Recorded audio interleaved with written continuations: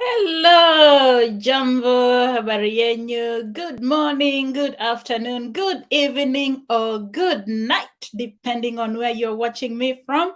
You are very welcome to Baraka Reality Media. My name is Sharon, aka Baraka. And again, I welcome you to this channel. Thank you because of those who are new here. Those who have joined us recently, please karibu sana, take a seat, feel comfortable. Chukua kachai hapo tumandazi and join the family tuendelee. For those of you who are returning subscribers, again, you are very welcome. Thank you for always coming back to support this channel. We are growing at an overwhelming rate, guys. So I just want to say again, thank you very much because of all that support you guys are giving me. You know, if I just came here and spoke to myself without the support, then I would be doing zero work. But you guys have shown me so much love. You have continued to support this channel, and I do not take that for granted. Asante sana, asante sana. So guys, like you can see from the description of today's video, you asked me to come and talk to you about CVs. For those of you who are seeking to relocate to the UK to work, I have been giving talks. I've been telling you about all the opportunities that the UK has in terms of those of you who want to come and relocate. And one of the things I did promise, if you guys wanted, was to come and tell you how to create a good CV and what a bad CV looks like. And guys, as you know, your wish is my command. So I'm here to give you that information. Before I continue, if you have not subscribed to my channel, please do not forget to hit that red subscribe button, subscribe to my channel, and don't forget to hit the notification bell so that each time I upload a new video, you will be the first one to be notified. Please click a thumb up. Unfortunately, there is no thumbs down. YouTube has removed the thumbs down button. So like it, thumbs up, and like the video if you like the content and if you feel this content is helping you. Excuse me, and if it is not helping you, it is helping a family member or a friend that you may know. So it is a live broadcast. For those of you who may have questions, again, I'm here because I did promise I will come here and I will talk to you about the CVs. So you are welcome to this live broadcast. And we are going to go straight into sharing content on how to create a good CV and a bad CV. I can see guys logging in. If you're there, share this broadcast with your friends. Tell them that I am live. And if you've got any questions, you can pop in your questions. You are very, very welcome. So without further ado, guys, let's share this screen so that you can get to know what a good CV is and what a bad CV is. I'll put myself down there so that you can get to see what exactly I mean by a good CV. So again, some of these things is actually things that you can find on the internet. You can Google it up and see what a good CV looks like. So this is one I have just pulled out. And how the UK wants your CV to start is to have your name on this box over here. I hope you can see clearly. So this box over here, you need to have your name, your address, and a contact number, because they'll need to be able to contact you when they have a look at your CV and they feel that your CV is good. It is important that you have those information, those key information on that first page over there. Again, you don't want your CV to be overcrowded with a lot of things. Make it as simple as possible, but make sure that it has all the information. You can have a personal profile statement. You don't have to.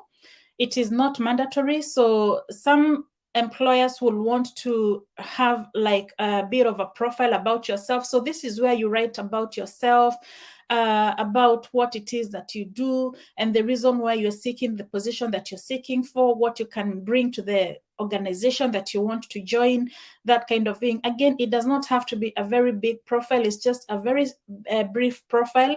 You don't have to have that personal profile, but I think it does look good when you have a personal profile, because it tells your employer a little bit about you before they can even get to the other details in your CV. Again, very important that you write your achievements.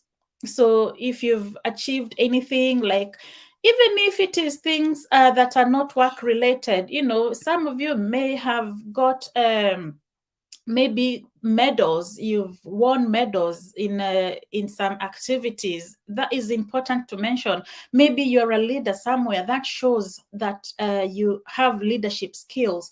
So anything that you have that you feel is relevant, any achievement that you're proud about yourself, if it is worth mentioning it to your employer, just so that they have an understanding of the kind of person you are. And then we now get into the education. So very important that you write about your education. When did you start your education?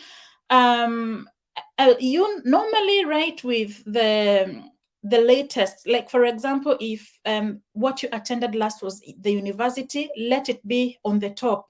Because again, if you start with the primary school, by the time the employer gets to find out the relevance of the job that they're offering you, it can take them a while. So always start with the most achieved education that you've got.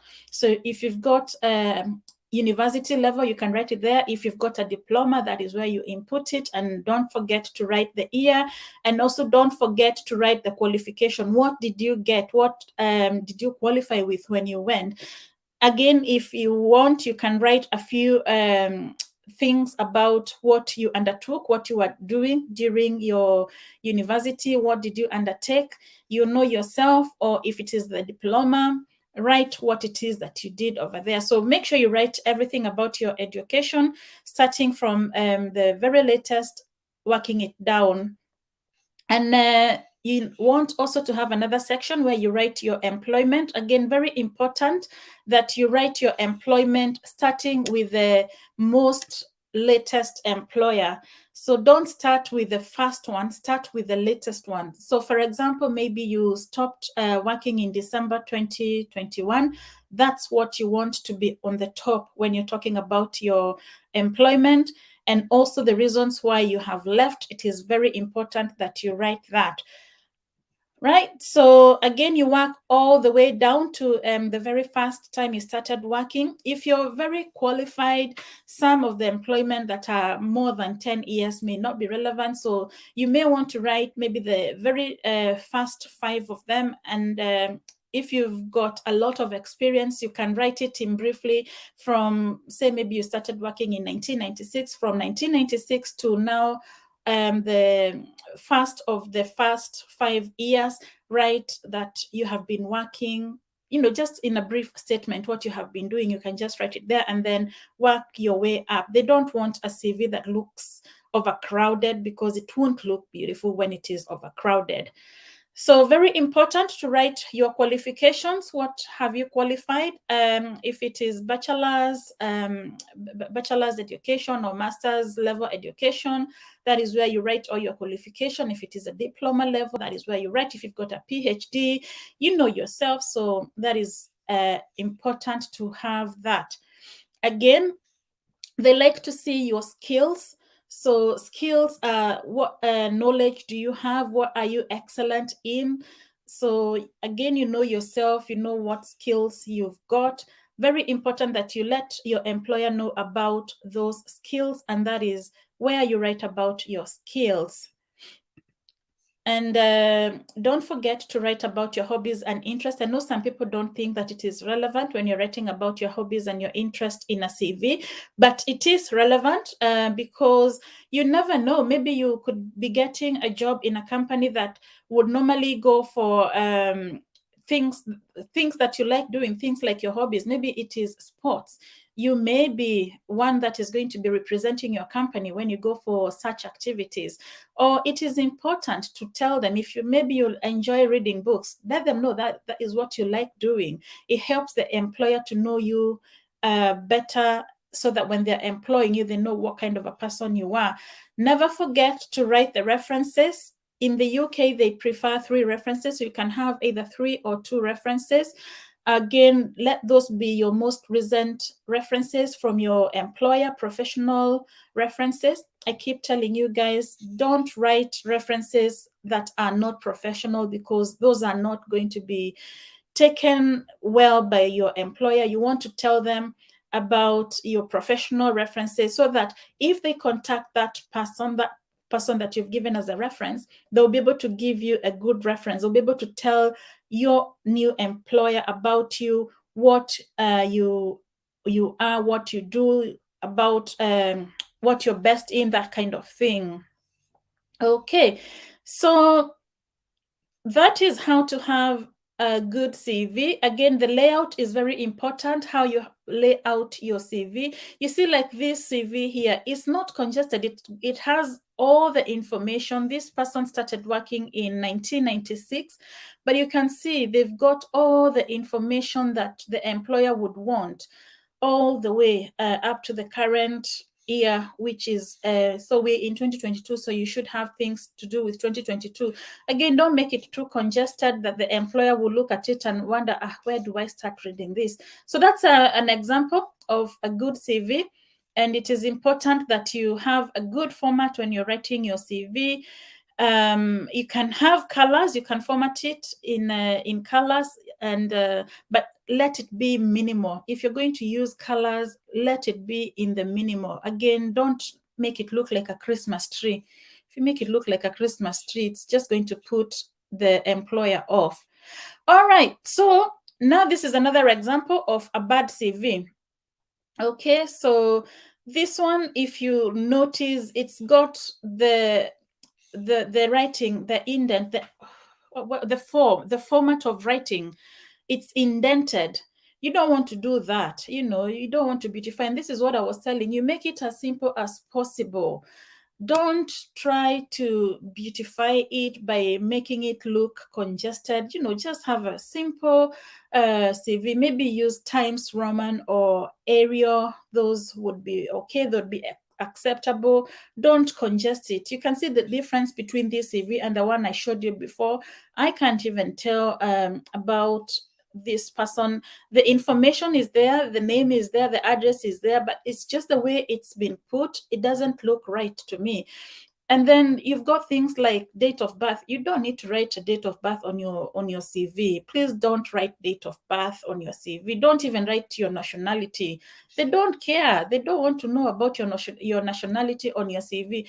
Your CV, you're talking about what you do best in your work. So you're trying to sell yourself. You're trying to sell the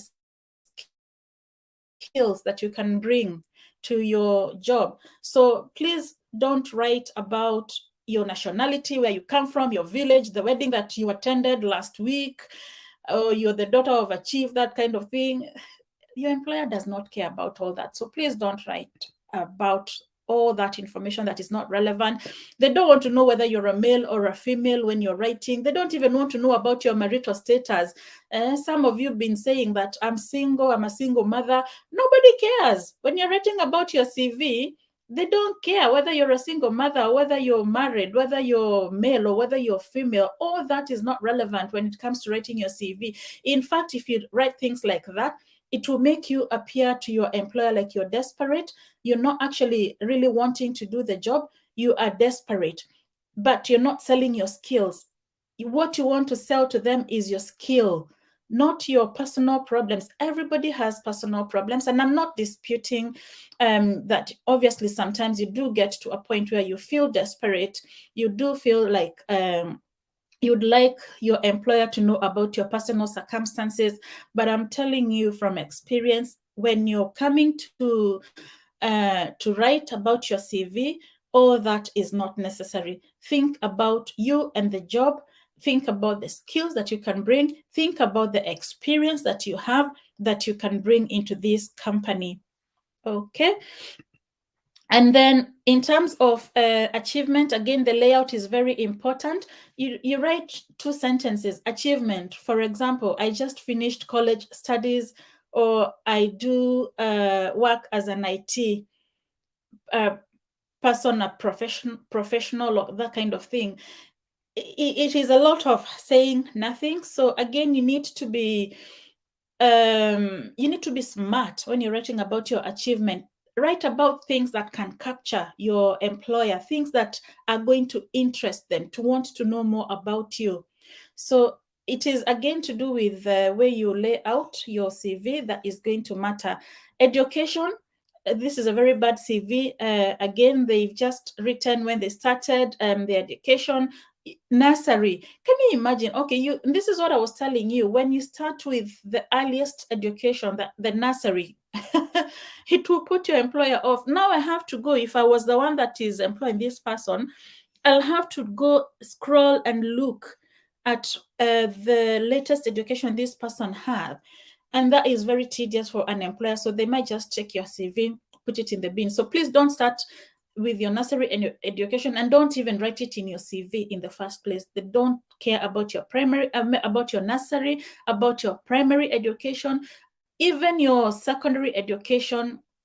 If you've got a lot of experiences, it may not be relevant. What may be more relevant is what you have done in college, in the university. Okay, maybe you might write a bit about your high school education briefly, and just write what it is that you achieved in your high school education, like the overall grade. Don't say that English I had A, maths I had C, biology I had B. All that is not relevant. Just write whatever it is that you got, the main grade that you got, and then carry on now to secondary and then university or college level.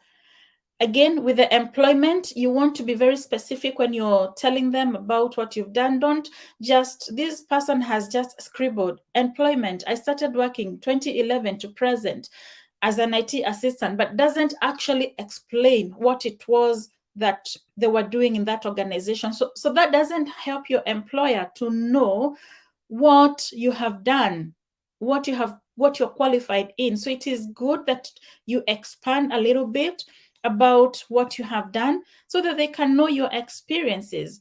Remember, your employer is interested about the experience that you have. So all that employment that is relevant. This person is very experienced. They started working in 2000 and up to present, they were still working. But can you imagine, that is like 10 years worth of experience only written in 5 sentences. It doesn't look right at all. So don't do things like that.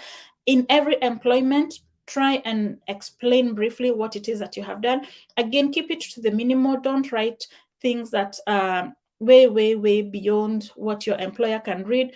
Just write briefly something that is not going to tire your employer when they are reading.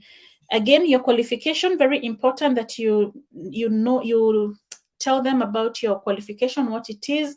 Don't just scribble down. So that's an example of a bad CV. And I'm going to leave in a description link down here, this link, so that you know how to write a good CV and a bad CV. So it was only a very brief video today, guys, to come and tell you about this information that you guys have asked me about.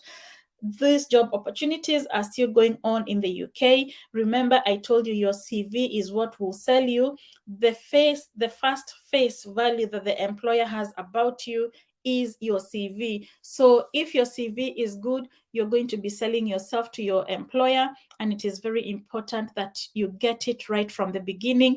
Give them a reason to want to offer you that opportunity to do an interview.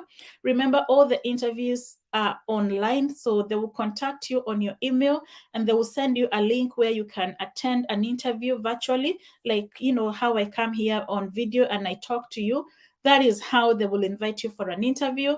And your CV is very important in helping your employer to decide whether or not they're going to offer you that initial interview or not. So that's it for today, guys. Like I said, I just wanted to come and show you an example of a good CV and a bad CV. For those of you who are sending me your CVs, again, I repeat in this live broadcast, please don't send me your CVs because I'm not the employer. I have said it in a previous video. I am not the employer. I'm not offering any jobs. I'm just here to give you the information because of what I know, because of my knowledge of what is going on in the UK, and I'm helping you to make an informed decision. So when you're making those job applications, you exactly know what you're going to be doing, what you're going to be feeling. So please don't send me your CVs because I'm not the employer. And you know, here in the UK, there's no way I can go and take your CV to any employer. It does not work like that. I have no influence at all with any organizations that are offering or are sponsoring jobs over there. I have no influence at all. So I will not be able to do anything with your CV. Please do not send me your CV. I will not even be able to look at it, but I have left you that example. You follow that example, see whether that example is good, depending on how you have written your CV. If you need to change it, then change and make it good. Follow the one that I have given you down there, because how you put your CV together is key. It is very, very important. Again, very important that I put a disclaimer here and tell you that I am not an immigration advisor, and this video does not replace any immigration advice. I'm only here to help you find jobs for those of you who are looking for jobs and to give you the information. So I'm not giving any information under any job, any immigration advice. I'm not even giving any jobs, and I am not affiliated at all with any of the organizations that are offering jobs. So for those of you who are writing to me and are telling me, please find me a job, I will not be able to find you a job because it doesn't work like that here in the UK. You have to make an application online. I did a video yesterday and I showed you exactly how you can go and complete an application online. There's a number of employers, so many over there. There's different roles that have been advertised. Go into that video that I did yesterday, follow it step by step, look for your own job type because there's many different job types.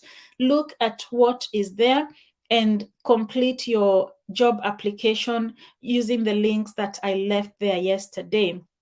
So again, guys, I just want to say thank you because of all that support you guys have given me. We are on the road to 10K subscribers. Thank you very much because of that overwhelming support. I'm going to wrap the video over here. There's just one last question here that I'm going to answer. Nurse aid, do they need license or certificate only? All right. So with nursing aid, the UK government has recently provided or released a job in the care sector. So you can make an application in the care sector. What you will need, because you're a nursing aide, you're not licensed, you will need a certificate at least to show that you have undertaken some sort of NVQs. I don't know, some care role job. You've got a care role job that you have undertaken. It doesn't matter the length of education. It can be as small as 6 months type of education that you have done. That is the lowest entry that you can enter and get a job here in the UK. You really don't have to have that high education if you're making an application as a nurse aide, as a caregiver here in the UK. The least entry you can get is at least some sort of certificate to show that you have undertaken that course that gives you the experience as a carer. You will need to have some experience, of course. It is important that you show your employer that you have worked as a carer before, and also tell them about what experience you have. What did you do in your job as a carer, that kind of thing, so that they know they're not just employing someone who does not have any experience. All right. Thank you very much to all of you who are saying you have been following me. You're very welcome. You're very welcome to all of you who are joining in. If you don't get to watch this broadcast on the live, you can get to watch it at a later time because it's going to be on YouTube. Watch it, share it with your family and your friends. And until the next video, guys, what I just want to say for now is Baraka.